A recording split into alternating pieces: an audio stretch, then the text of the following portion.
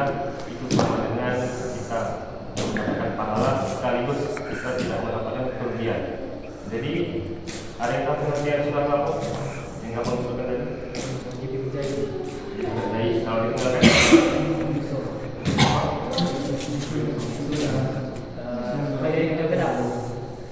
sebenarnya kalau dikerjakan da'abu itu bukan pengertian apa ya? Bukan salah bukan, tapi lebih ke rugi.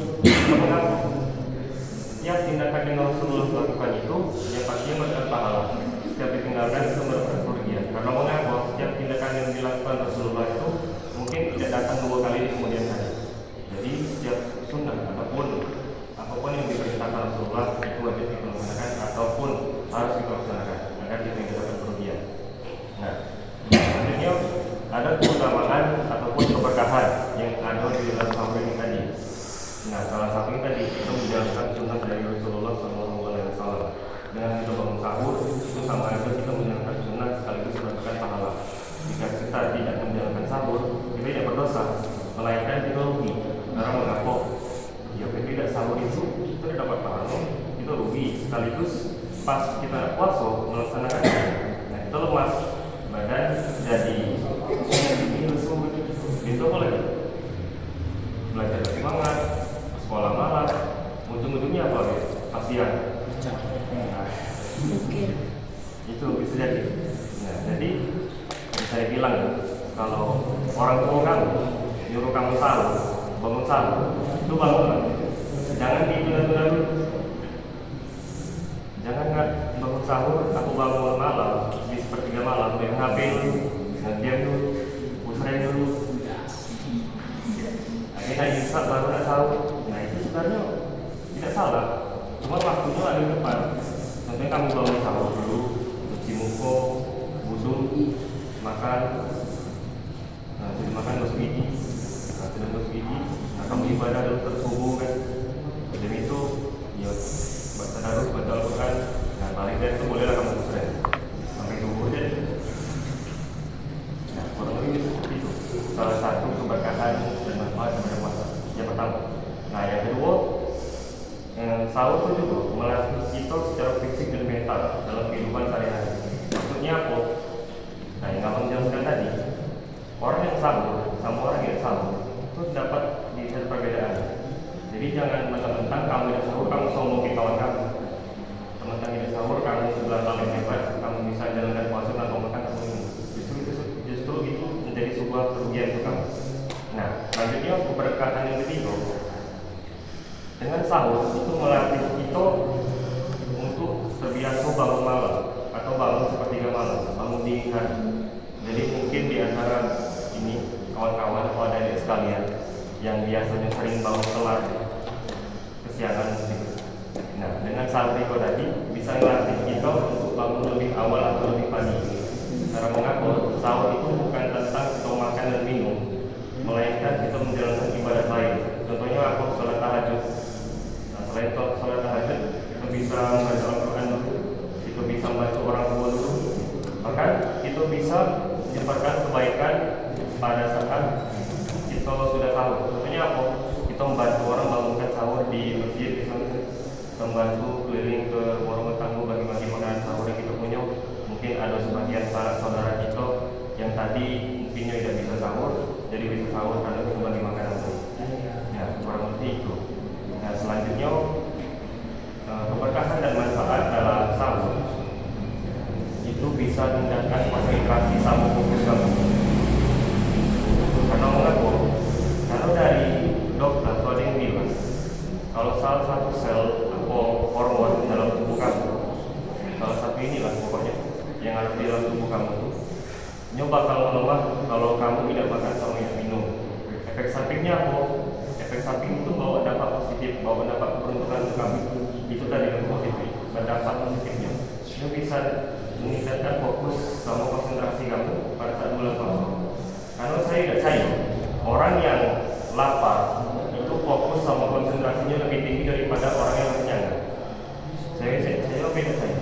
Sebagai contoh aja, orang kekenyangan itu rata-rata ngantuk pas disuruh ngapa-ngapain.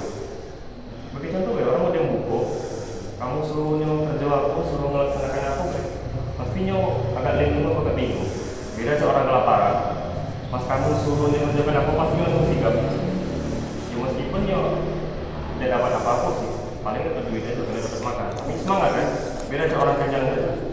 Pas kenyang disuruh apa-apa pastinya agak malas, agak linglung, mager. Kurang lebih itu tadi salah satu manfaat dan keberkahan yang ada di bulan Ramadan.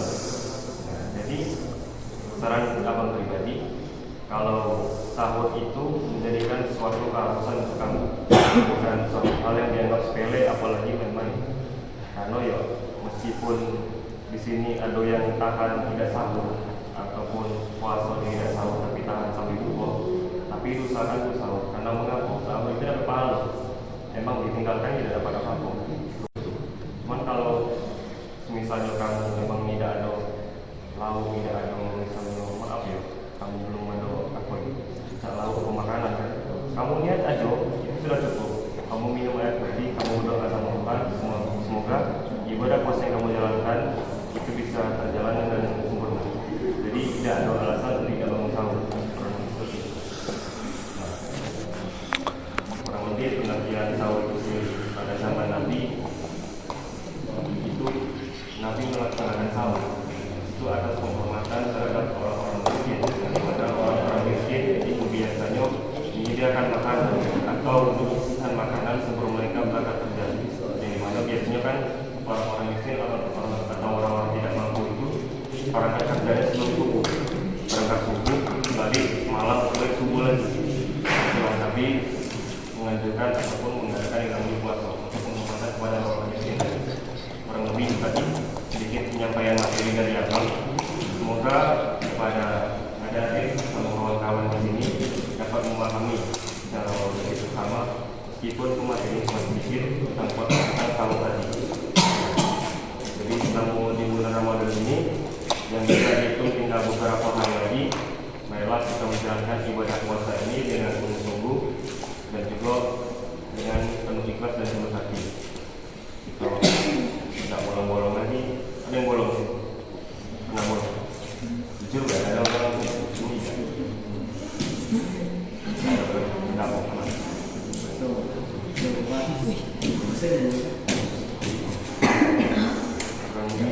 Semoga amal ibadah yang selama ini kita jalankan, terutama di bulan Ramadan, itu diterima oleh Allah Subhanahu wa Ta'ala. Amin amin.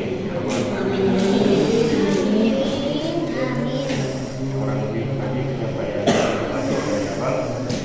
Kalau abang ada salah kata ataupun menyinggung salah satu dari adik-adik ataupun kalimat abang yang jelas, abang minta maaf. Kurang lebih penyampaian dari abang. Abang untuk langsung. Assalamualaikum warahmatullahi wabarakatuh.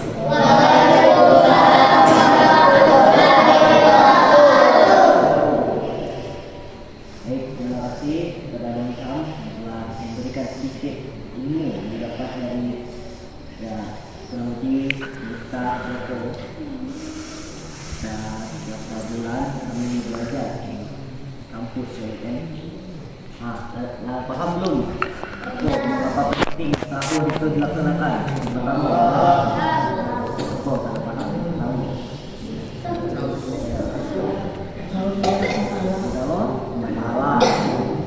Apa yang diinginkan tadi?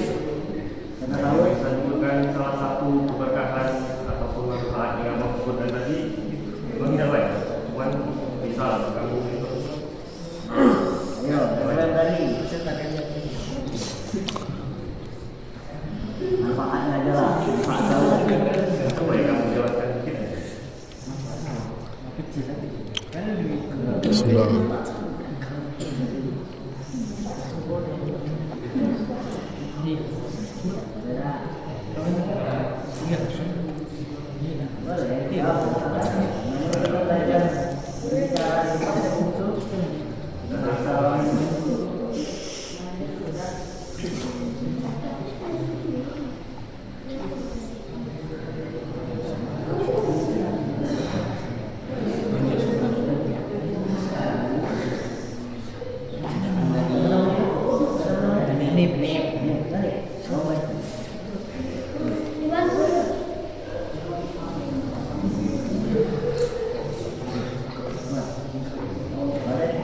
sudah bicara, kemudian saling tahu jadi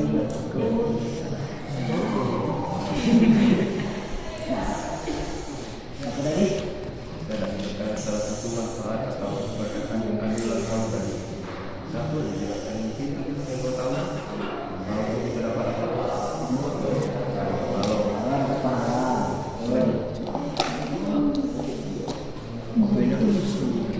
masuk ketika pada sisi masuk itu anjuran dari perbedaan orang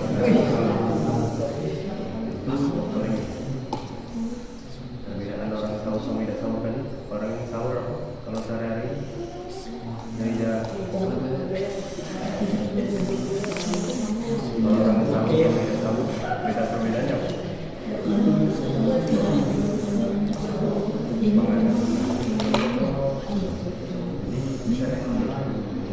Kalau orang mungkin sahur sama sahur, kalau orangnya sahur dia dapat kenapa?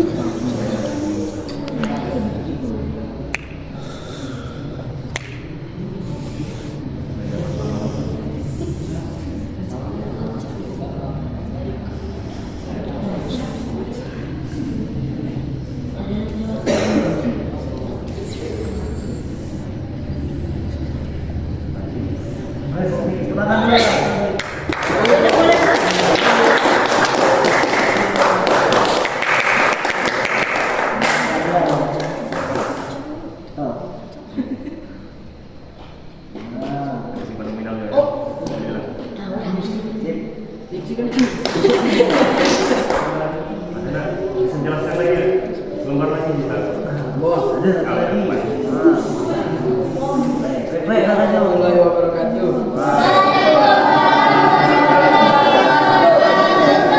Dari penjelasan Bang Ilham tadi, saya bisa menangkap manfaat sahur itu mendapat pahala dan menguatkan mental, fisik. Terus perbedaan dari orang yang sahur dan tidak sahur, yaitu kalau misalnya orang yang sahur itu jadinya semangat, apa lagi ya? Kalau tidak sahur, yaitu lemas, lesu, jalan